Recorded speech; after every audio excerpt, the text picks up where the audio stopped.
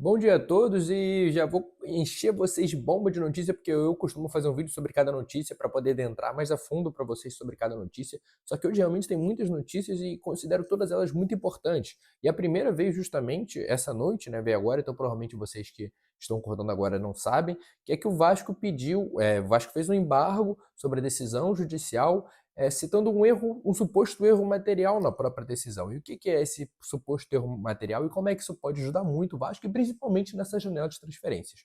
Bom, a situação foi a seguinte. Primeiramente, antes de tudo, esqueci de avisar que essa informação é do grande Gustavo Tutinha, né, um grande jornalista, ele faz parte do Colina 1927 também, que é um canal de parceiros meus que eu adoro, fazem várias lives, se quiserem seguir, eu aconselho muito, inclusive, gosto de todos que estão lá, é um canal que eu particularmente recomendo.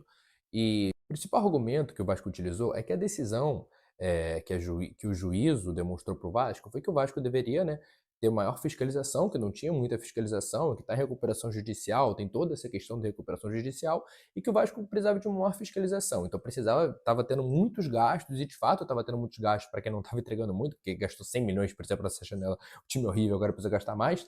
E a grande situação foi que o juízo disse que negociações e transferências acima de 5 milhões de reais o Vasco deveria informar o juízo e ter esse white dog, ter essa informação ao juízo, até porque está em recuperação judicial, tinha um interventor selecionado para isso. Isso precisava ter o conhecimento do judiciário sempre que tivesse uma transferência acima de 5 milhões de reais. Só que por que o Vasco acha que isso tem um erro material? O que é um erro material? Um erro no próprio processo, um erro na própria decisão, um erro deles, no caso, um erro processual mesmo.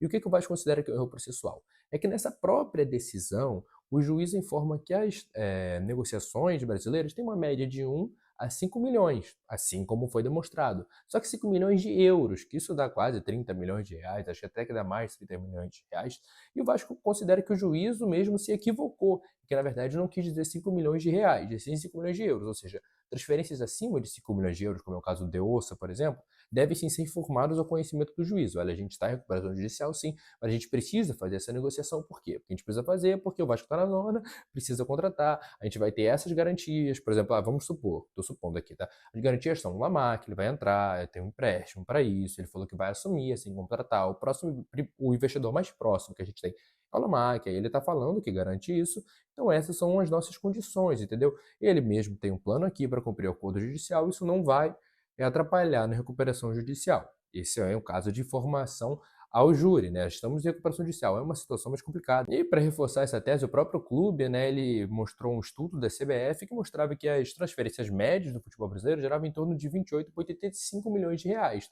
o que é bem equivalente, bem próximo aos 5 milhões de euros. Então o Vasco mostra que ele está reforçando a sua tese, né, mostrando que de fato eles estão corretos nisso. E outro ponto também que eu concordo muito que o Vasco cita nessa decisão é que, além de tudo, ainda tem a confidencialidade e agilidade das negociações. Por exemplo, quando o Vasco informa o juízo que vai gastar mais de 5 milhões numa contratação, por exemplo, tem um Deossa já, que já é muito público, mas vamos supor que o Vasco está contratando o Cebolinha do Flamengo, que a gente sabe que é mais caro que isso.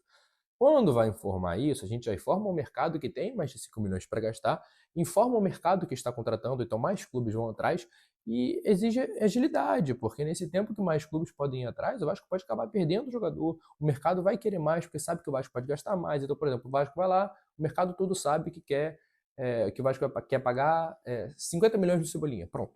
É uma suposição, rapaziada. E aí, vamos lá, e não consegue o Cebolinha. O Flamengo não quer negociar com o Vasco, não vai vir, o Cebolinha não quer vir para cá, tudo bem, acontece. Aí o Vasco vai lá e oferece, por exemplo, 25 milhões em outro jogador qualquer, aleatório. E aí o clube vai lá e fala, pô, mas tá divulgado aqui, vocês mesmos mandaram pro juízo que queriam gastar 50 milhões de Cebolinha. Ou seja, vocês têm esse dinheiro. Vocês podem ter recuperação, mas vocês têm esse dinheiro. E aí? Por que com a gente vocês querem pagar menos? E aí exige, né, esse questionamento, isso atrapalha as negociações e tem a questão da agilidade também, né? Porque o Vasco tem que informar primeiro o juiz, aí tem que ter aprovação do juiz, aí depois de ter aprovação vai conseguir o jogador. É uma coisa que sim, eu concordo muito, queria atrapalhar muito. Eu concordo, o Vasco para mim está completamente correto nessa tese. E por fim, o Vasco reforça que ele não quer o fim do acompanhamento judicial, ele só quer que no começo as negociações elas sejam acompanhadas pelo ETDOC e pela própria administração judicial e posteriormente vão ser informadas ao juízo. Assim a gente vai formar tudo, mostrar todas as contas, garantias, todo o juízo, mas a gente vai ter a nossa agilidade, a nossa confidencialidade, vai ter tudo certinho. Ou seja, o Vasco quer fazer dessa forma e eu, sinceramente, acho que nisso o Vasco está correto. O juiz tem que entender que é uma negociação das nossas transferências, não é tudo umas mil maravilhas, não é da forma que a gente quer. Felizmente, o futebol é assim, a gente precisa ter agilidade e várias coisas que o juiz não pode estar junto. Senão a gente contratava advogados para contratar jogadores, né, rapaziada? Isso não dá para ter. Mesmo estando em recuperação judicial, não dá para ter. Com todo respeito, é muita demora. O Vasco já demora naturalmente, vai precisar disso, aí eu acho absurdo. E como eu falei, eu concordo muito com isso. Só que aí que me vem um grande questionamento que me entra muito na cabeça que, porra, Vasco, vai fazer isso agora? Tanto tempo nessa decisão, tanto tempo nessa liminar. Agora a gente vai esperar o quê? Vai esperar o juízo aceitar ou não seus embargos, para talvez ou não vocês começarem a contratar. O Deossa não veio até agora. Jogo quinta-feira já contra o Independente Medellín. É uma demora muito grande. É um senso de urgência quase zerado. Isso preocupa muito, porque a demora está muito grande. Para que era só eliminar cair, mas já caiu. Daqui a pouco cai o Vasco. Eu acho que sim, o Vasco está certo nesses embargos, mas pô, olha a demora que o Vasco está fazendo. Essas coisas já eram para ter resolvidas há muito tempo. E não só resolvidas, como era para ter um plano B, C, D, muitas coisas, e o Vasco não está tendo plano nem A. Eu acho assim um absurdo essa demora do Vasco. Sinceramente, não dá pra gente normalizar isso, achar que tá tudo normal, porque sinceramente não está. Não está nem um pouco normal, inclusive. Mas enfim, e a outra questão que eu quero abordar, a outra notícia que eu quero abordar é justamente sobre isso. Todo mundo sabe que o Pedro Emanuel completou essa primeira semana com o Vasco, né, de trabalho, está conhecendo elenco. Só que aí que tá um grande problema, que para mim é um gigante problema, inclusive. Aí o Vasco tá em contato, o Pedro Emanuel está em contato com o departamento de futebol todos os dias. É óbvio que está, isso é completamente comum. Só que o grande problema está aí. O Vasco acredita que esse primeiro momento é para o treinador primeiro analisar o elenco, para analisar possíveis chegadas e saídas de cara. Isso é um absurdo. Olha o tempo que se perdeu, não tem mais tempo. O Vasco está considerando, na própria notícia, né, que a janela só fecha dia 11 de setembro. Até lá vai considerar isso. Esperar uns investimentos grandes do Lamarck, enquanto isso o treinador vai conhecendo o time para saber quem vai embora e quem não vai. Só que com todo respeito, já tinham, da própria matéria, atacantes e zagueiros sendo ventilados. E eles vão esperar. Só que o Vasco está achando o quê? Que o Brasileirão vai esperar? Que o Sul-Americana vai esperar? Copa do Brasil vai esperar? Ou decidindo que realmente vai ser só um ano? Olha, se a gente não cair, tá ótimo, deixa que o investidor resolva. Porque aí é um atestado de incompetência. Tiveram 3 anos para montar o time, gastaram 200 milhões, mais de 200 milhões nesse time, e não conseguiram montar um time base para se manter no meio de tabela, uma Série A em 3 anos de gestão. É um absurdo. Que senso de urgência é esse que o Vasco está tendo? Que senso de urgência? É uma loucura. Vocês estão perdendo noção. A Sul-Americana batendo na porta. Aí vocês vão esperar o treinador. E outro problema muito grande em relação a isso, porque vocês deram uma janela já pro Fernando Diniz, ele acabou com o Vasco na janela, gastou 100 milhões com o Saldívia, com o Brenner, com o Nestroso, com o Spinelli, uma coisa ridícula essas contratações, e agora vocês querem fazer o mesmo com um treinador que tem mais derrotas que vitórias, não conhece o futebol brasileiro, você vai ter que demorar para conhecer esse clube, para conhecer os jogadores, não sabe se os jogadores vão ser bons ou não no futebol brasileiro, porque ele nunca esteve no futebol brasileiro, aí vocês querem ter uma janela para ele que ele conheça o elenco, tipo assim, vocês não conhecem o elenco? Vocês não sabem os jogadores que estão para ir embora? Tem jogadores que estão aí há 2 anos? Vocês não sabem os jogadores que tem que ir ou não embora? Pô, a gente normalizar isso é uma sacanagem, rapaziada. A gente normalizar isso não dá, não dá. É muita incompetência que tem na gestão desse futebol do Vasco. É muita incompetência. E de competência eu entendo, porque esse clube foi competente todos os anos da minha vida. É um absurdo, com todo respeito. E isso aí não dá pra aceitar, isso aí eu não concordo nem um pouco com as atitudes que o Vasco tá tomando, rapaziada. Eu não concordo nem um pouco, a torcida também não deveria concordar. Eu acho que, inclusive, a torcida tem muito pouca cobrança dessa gestão de futebol, só porque, que tá fazendo melhor que os outros, mas porque o Lamarca. Não, não, não. Não existe isso. Você torce pra isso, e isso aqui tá acima de tudo e todos. Tudo e todos. Tudo e todos. Eu acho absurdo isso, e eu volto a falar, um absurdo. E aí, junto com isso, entrando num tema até sobre contratações, a maior contratação do Vasco na janela foi o Cuiabano, correto? E esse aí tem um grande problema. O Cuiabano está sendo sondado por 3 clubes do futebol europeu. A gente pode perder o Cuiabano, que para mim foi a única contratação boa dessa janela.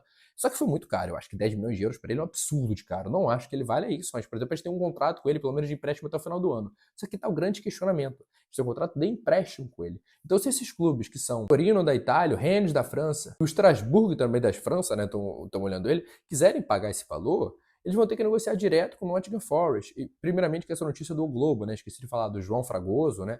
Acho que ele era setorista do Botafogo, inclusive, mas não que isso venha ao caso, mas ele já deve ter os contatos, né, entre o Cuiabano. Cara, se a gente perder o Cuiabano, a diretora não vai ter acertado nada. E o Vasco não contratou o Cuiabano ainda oficialmente. Ele tá com um empréstimo, né? O Vasco tem metas a bater para contratar ele. Eu não sei, não lembro aqui se é obrigação de compra ou se, eu até peço perdão a vocês, se é obrigação de compra ou se vai comprar através de metas. Peço perdão a vocês, mas eu prefiro falar as coisas, as informações que eu tiver com certeza, falar com certeza, as que não tiver certeza, que eu não vi, estudei o suficiente, peço perdão a vocês, falar isso, mas eu não sei qual é a questão do empréstimo do Vasco, mas a questão é, às vezes a FIFA dá uma taxa vitrine, né, para caso o Nottingham venda o Cuiabano enquanto ele estava em contrato vigente com o Vasco de empréstimo, às vezes tem uma cláusula de clube vitrine, o que é bom pra gente, mas é ruim porque a gente perderia o nosso lateral esquerdo que tem ido muito bem, então tô no ataque contra a defesa, tá ajudando muito o Vasco. O aproveitamento do Vasco com o Cuiabano é muito melhor do que sem o Cuiabano. O Vasco melhorou muito com ele. Para mim, foi a única decisão acertada dessa diretoria nessa janela, que foi ridícula. Inclusive, eu acho que foi a única que não teve participação do Diniz. Então, deve estar aí um erro em comum. E é muito perigoso isso, rapaziada. É realmente muito perigoso de perder o único jogador que está dando certo nessa janela. E o outro ponto que eu quero citar, que é uma notícia também muito impactante, é que foi aprovado o empréstimo DIP da Crefisa, né, no caso do Lamarca, para o Vasco de 40 milhões. E o que seriam esses 40 milhões? Vamos contratar agora 40 milhões? Não. Até porque 40 milhões para contratação não seria nada. E esse valor, ele não vai ter juros e ele vai ser diluído com o próprio aporte, que deve ser cerca de 500 milhões, o aporte total pode ser muito, mas vamos pelo sério. Certo, está aqui que é cerca de 500 milhões, ajustados, deve dar 580, 600 milhões por aí, ajustados com o reajuste anual, né? E da correção monetária e tudo que indica. E aí ele vai ser diluído com isso. Só que eu tenho uma preocupação com isso, rapaziada, que é a seguinte. Eu acho que não é muito um valor, 100 milhões por ano. Eu concordo com muitos que vão dizer, mas Crave, o importante não é o investimento que a SAF vai fazer, e sim a gestão que eles fizerem. Eu concordo plenamente com vocês que a Crefisa com certeza é muito melhor que a associativa atual, que ele já se mostrou que não serve, que as próprias contratações da primeira janela já mostraram isso. Não dá para você dar 100 milhões na mão de um incompetente, que ele vai continuar sendo incompetente, né? E a Crefisa já mostrou que tem competência, isso é fato, são excelentes gestores, isso é um fato que eles já comprovaram. Só que a grande questão que eu penso é, esses 100 milhões por ano, na verdade, era para investir no futebol, na teoria, né, pelo que eu li. E a gente investe 100 milhões por ano. Só que aí, vamos 500 milhões, né? Desses 500, você já reduz 80 do empréstimo que eles já ofereceram, que eles já deram para o Vasco, aí já são 420. Aí já tira 40, já são 120 milhões a menos, ou seja, um ano inteiro a menos. Aí, eu tô ficando preocupado com esses investimentos. Eu sei que investimento não é tudo, mas é importante. A gente precisa ter janela, a gente precisa montar um time base. Porque a gente teve dinheiro para contratar esses 3 anos e não montou nada de base. A gente não tem zaga de base, a gente não tem laterais de base, porque os bons, sei lá, o PH tá ficando velho, aí o Cuiabano, não sei nem se vai ficar pelo visto. O Piton, eu achava que ia ficar aqui muitos anos, já tá em decadência. Nosso volante temos o Cão Barros, mas não foi, que deve ficar muitos anos. O Thiago Mendes já tá no final da idade também. Mas o Cão Barros veio da base, né? Também não foi uma contratação dos atacantes. O Andrés Gomes pode ser que fique muito tempo, apesar de eu achar que ele vai ser vendido em breve, mas talvez a Crefisa consiga juntar ele por mais tempo. O Nuno tá me decepcionando muito e não temos centroavante também para ficar muitos anos. Então é uma preocupação minha real. Esse investimento, eu não quero mais que chegue um investidor para pensar a longo prazo, a médio prazo. Eu quero que chegue um investidor para que a gente não precise pensar a longo e médio prazo. Porque se for para mim, não precisa ter investidor. E é uma preocupação sincera que eu tenho. Essa notícia é da Globo, gente, então do GE. Uma notícia. Eu sempre vou passar aqui informações sérias para vocês. Tudo que eu vou falar não é X, mas sempre informações ou minhas ou pautadas por portais sérios. Eu sempre falo que quem trouxe informação são sempre de portais que eu confio. E eu estou muito nessa área, então eu sei quem dá para confiar ou não. Nunca vou citar aqui fontes que eu não acho confiáveis para vocês. Podem ter certeza que o que eu fui informar aqui realmente é verdade. Só que eu jogo essas informações junto com as minhas opiniões, que é o mais importante desse canal são as minhas opiniões e haver o debate entre a gente. E isso me preocupa muito, rapaziada, esse empréstimo. Por quê? Porque esse empréstimo para pagar, na verdade, grande parte dele, o fluxo de caixa, para pagar parcelas de contratações que já foram feitas e feitas erradas. Parcelas do Brenner, parcelas de Spinelli, de Jean David, de Garré, de Lodi Augusto, de várias contratações que foram feitas e tem que pagar as parcelas ainda. Ou seja, esse empréstimo é para pagar contratações que a gestão fez e deu errado. Tudo bem que a C77... Olha, perdão, nossa, que eu nunca mais prossiga esse nome na minha vida. Mas que a Crefisa falou, o Crefisa do Lamarca falou, que ele vai assumir os gastos do Vasco nessa janela, que devem ser feitos também através de contratações com empréstimo, com obrigação ou cláusulas de metas a serem batidas para compra. Acho bom isso, mas isso vai dificultar muito mais a gente contratar jogadores. A maioria dos times quer o pagamento à vista e não quer empréstimos. A maioria. Vai ser muito mais difícil fazer isso. Provavelmente vão vir jogadores embaixo. Ter conseguido o De Ossa, conseguido, né? Porque o Vasco ainda não conseguiu ele. É um absurdo, porque para mim ele é um excelente jogador. Tá até treinando no Bet, eu tô até com medo dele não vir mais, porque pelo amor de Deus que demora, nada justifica essa demora, com todo respeito, nada justifica isso.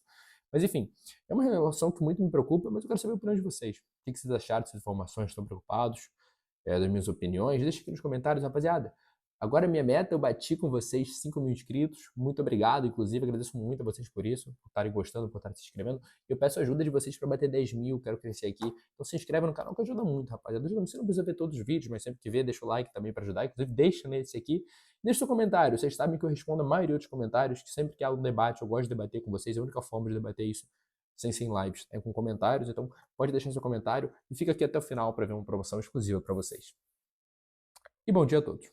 Uma pausa aqui para você que está assistindo o vídeo, um recado extremamente importante e rápido aqui para vocês. Rapaziada, você que gosta de fazer compras, gosta de comprar coisas de academia, gosta de comprar coisas de casa, gosta de pagar barato. Um amigo meu, um grande amigo meu, chamado Calil, descobriu um novo método de atravessar todas as promoções do mercado. Eu tô falando todas as promoções mesmo. Eu tô falando um tênis de corrida desse, por exemplo, por R$57. Promoções o tempo inteiro de suplemento, promoção de roupa, promoções de coisas de casa e tudo isso de graça. É só entrar no grupo de WhatsApp dele que ele vai mandando todos os achados que ele tem. Ele desenvolveu esse método de pesquisa e é um método novo que ele descobriu, que ele desenvolveu através dos trabalhos dele. E a diferença dele para todos os outros é a atenção com a pessoa. É como se você realmente se sentisse numa loja. Então você, por exemplo, eu estou precisando de comprar um tênis dessa marca, você consegue as promoções? Então no grupo dele tem os próprios ADMs que você pode contactar, como aqui no vídeo, e eles mesmos vão te mandar na hora todas as promoções sobre isso. Então assim, é um método que eu nunca vi na minha vida e que eu estou aqui divulgando para vocês porque eu mesmo compro. Sempre que tem promoções da Netshoes de produtos do Vasco, eu sempre compro lá, da Food Fanatics eu sempre compro lá, e principalmente, pra mim, o que eu mais compro é coisa de academia. Todas as coisas de academia eu compro por lá. Creatina por R$30, coqueteleira por R$10, Whey Protein por 50, 60, 70, e tudo de marca boa, tudo de lojas verificadas. Enfim, eu aconselho a vocês, se você quiser entrar nesse grupo de WhatsApp, link tá aqui na bio.